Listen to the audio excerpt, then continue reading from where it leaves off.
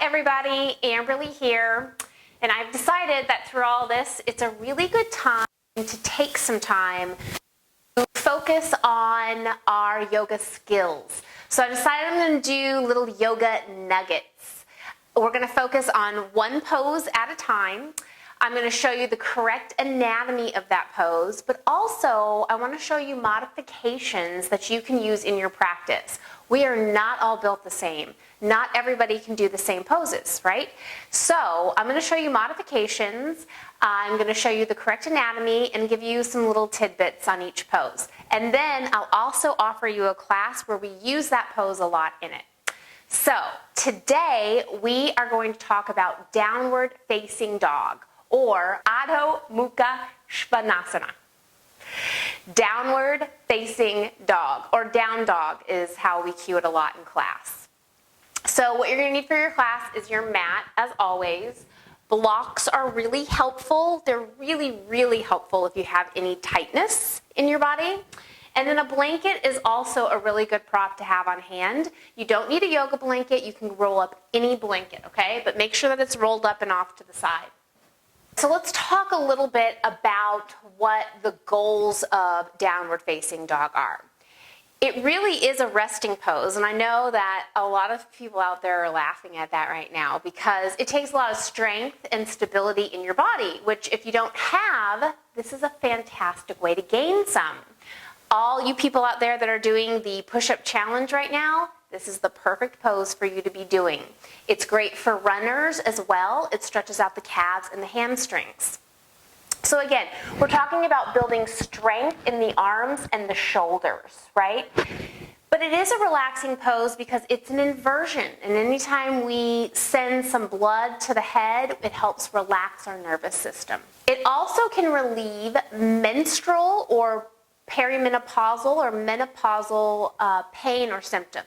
Some cautions. If you have any wrist injuries, you're not going to want to put the pressure in your hands that you normally would. So you can always come down to the forearms. If you're pregnant or you're early on in your pregnancy and you're new to yoga, this might be something that you want to be extra cautious with, and I'll show you some modifications that you can do later. So let me walk you through the anatomy of the pose. You're usually going to be starting in tabletop, or maybe you're all the way down in cobra. So usually you're starting in tabletop where the hands are directly underneath the shoulders. So just as we do in our tabletop pose, right? You want to press down into all 10 fingertips. And this suction action begins to happen. You'll begin to curl your toes underneath, draw your navel in. Your core needs to be stable here. And then you lift your hips up. You're pointing your hips all the way up to the sky. Now, when you're first starting out, you'll pedal out your feet, lowering one heel, bending opposite knees at a time. This wakes up the calves. You don't just want to go straight into downward facing dog when you're not warm. You might pull something. So the goal of this pose is to get the heels as far down as possible. That doesn't necessarily mean that we need to get our heels all the way down. This is where your blanket comes into play. If you know that you have tight hamstrings or calves, then using a blanket to rest your heels on is a really good option. So this brings the floor up to you. Wherever you are in this pose, you're lifting your hips all the way up and straightening through your arms, putting the pressure into the fingertips. You're trying to make an A shape with your body. And then you let the head relax here. You externally rotate those biceps toward the ear so that the elbow creases are facing forward. And bring the shoulder blades back together. You just let this head hang while you're here.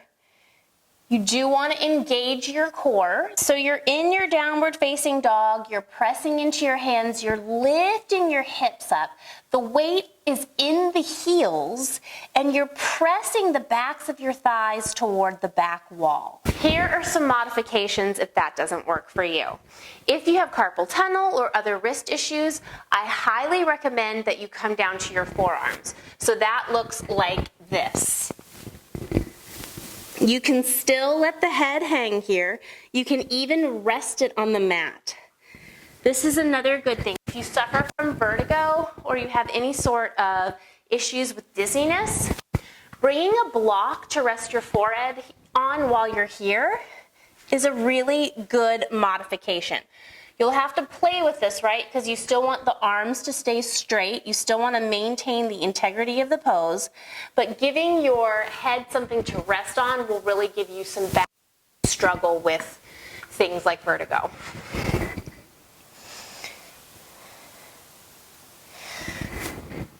So those are a couple of modifications while you're on the mat. But the wall is a really great place to do downward facing dog too. So you can always come to your wall, press into the hands, into all 10 fingertips, just like we did before, and then step away, shifting the weight into those heels just as you did before. This stretches every part of the body here. It makes room in that cervical spine. And it really is a good foundational pose, one that we use a lot through class. But if it's not your jam and you don't like it, coming down to child's pose is perfectly fine. Or you can always come to tabletop. A lot of people do that as well. So you have lots of options. I say at every class, it is the foundation for my personal yoga practice. You have to listen to your body. It is the expert on your body, right? And it communicates to us all the time. So if something doesn't feel right, don't do it. I hope this video has given you a couple of modifications and a couple of cues for how to do an appropriate downward facing dog. I'm gonna make another yoga video later on that incorporates downward facing dog throughout the class to help build some strength in those arms and shoulders. This is a really good foundational pose for things like arm balances and push-ups, things of that nature. So I hope you'll join me for that one, and I'll see you guys soon. Namaste.